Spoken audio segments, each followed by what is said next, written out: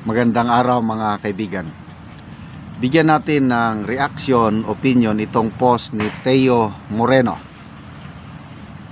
Title, Fresh versus Bulok. A December 12 to 15, 2025 Pulse Asia Nationwide Survey on Trust Ratings of Top Government Officials shows Vice President Inday Sara Duterte is steadily gaining public trust while Bongbong Marcos ratings continue to decline.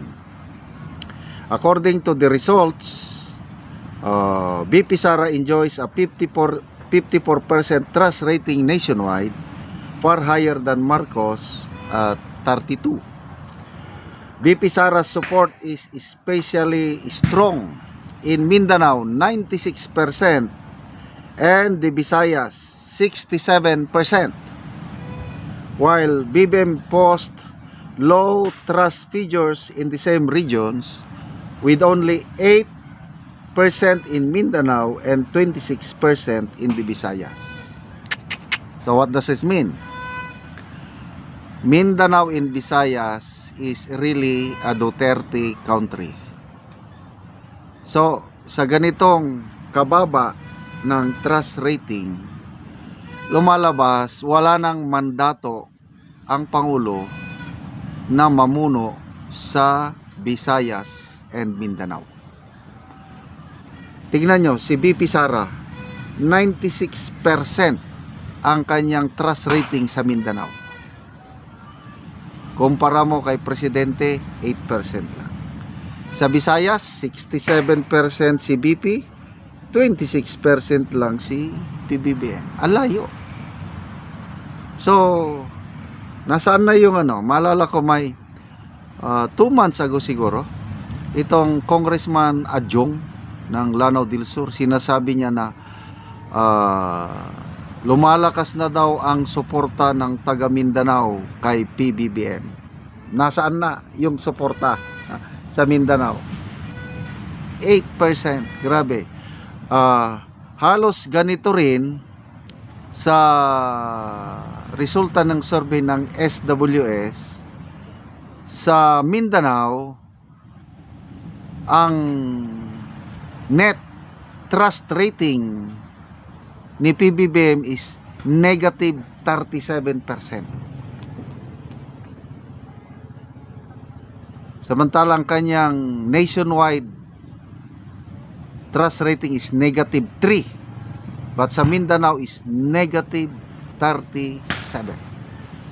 So, dito mo makikita ng mga taga Mindanao and Visayas, pinaparamdam na nila ang kanilang hagupit sa Pangulo sa kanyang ginawa sa kanilang minamahal na Tatay Digong.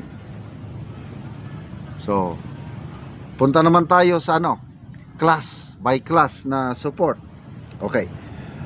Across socio-economic classes, VP Sara also outperforms the President, registering 70% trust in Class E compared to Marcos Jr., 27%. So, Class E, ito yung mga nasa laylayan. Kaya ang mga naghihirap, makarelate sila kay VP Sara kasi nakikita nila si VP Sara is down to earth, hindi plastic, may tapang at may malasakit. So ang mga klase ayaw nila sa isang elitista katulad ng Pangulong Marcos Jr. Okay. Meanwhile, Marcos Jr. faces a high 47% distrust rating nationwide, peaking at 86% in Mindanao again, while Duterte's distrust remains comfortable at 24%. So, pantapos ni Teo Moreno, BBM should resign now. Filipinos no longer trust him. How can he sleep soundly knowing he has lost the people's trust and confidence? So, Mindanao, Visayas, sino ba yung nananawagan? Si Kwanata, Congressman Barsaga, yung pananawagan niya na mag-separate na lang ang Mindanao. Well, hindi ako pumapayag doon kasi nga, konting tiis na lang tayo. Kasi uupo naman na magpresidente si VP Sara by 2028. So, wag na nating isipin yung hiwa-hiwalay ang mga ano. Dapat intact pa rin ang Luzon, Visayas, and Mindanao. Basta ngayon lang, based sa mga resulta ng surveys na ito is wala nang mandato. The mandate is lost with this kind of rating na biro mo yan, 8% out of 100 Filipinos, 8 lang ang nagtitiwala sa Pangulo sa Mindanao.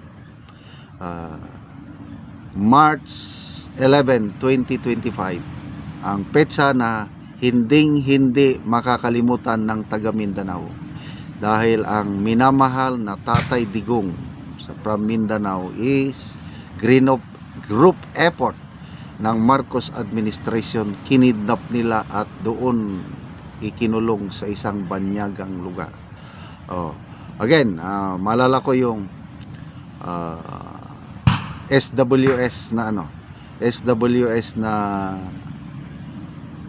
survey na negative 3 ang net trust rating ni PBBM, samantalang si Pangulong Duterte yung midterm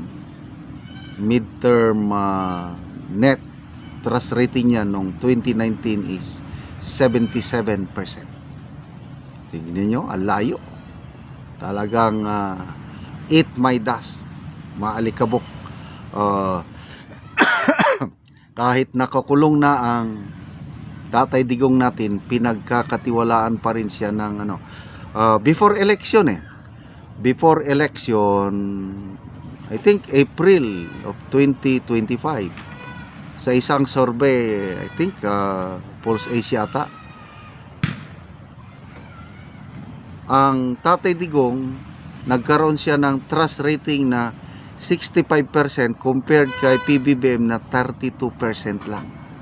Latest yan April of 2025. Kaya talagang mas nakakarami pa ring Pilipino ang nagtitiwala sa mga Duterte.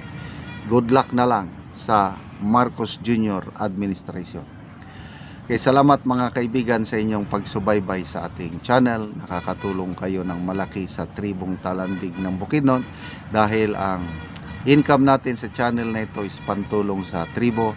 Namimigay tayo ng libreng yero at pako para makapagpatayo sila ng mas maayos na tirahan. Panoorin yung video na ito. Una ni ang natagaan og sen. Salamat po kayo sa aning nga taga-aning sin kay Nakatop na ka.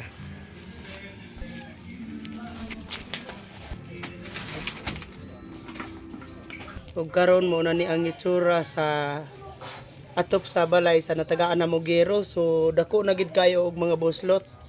Makita gid nato nga karaan na gid kayo ang iyang yero. Ang putol-putol na ang yero. Makita gid nato nga wa na gid nagpareha.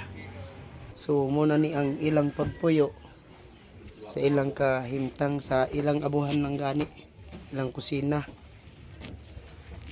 Muna ni ang ilang kahimtang, ilang tuluganan. O karon kol, pila na ni ang imong atop ka tuig ay ani nang itsura buslot na gid kaayo. mga napulo na ni katuig. Napulo na katuig. So nga naman kol sa kadugayon na napulo na katuig ang imong balay nga buslot na gid kaayo, ang atop wala gid ka nakapuli og atop. Tungod sa karisod manggod kay nakoy kwarta nga makita. Igara po nako i-print sa among mga konsumo, mga kalimito namo sa balay mo ra gyud. Di na ko pagauto pagka palit din na mga ni mo man akong balay. So naa ka estudyante kol wala? Na Pila ka buok imong estudyante? duwa na college ang isa. Ah, Magaling high school. college ug high school. So kuan dito ra gid makuan ang imong kwarta po sa ila. So unsa imong trabaho kol? Parmeraman. Mag-uuma lang gyapon.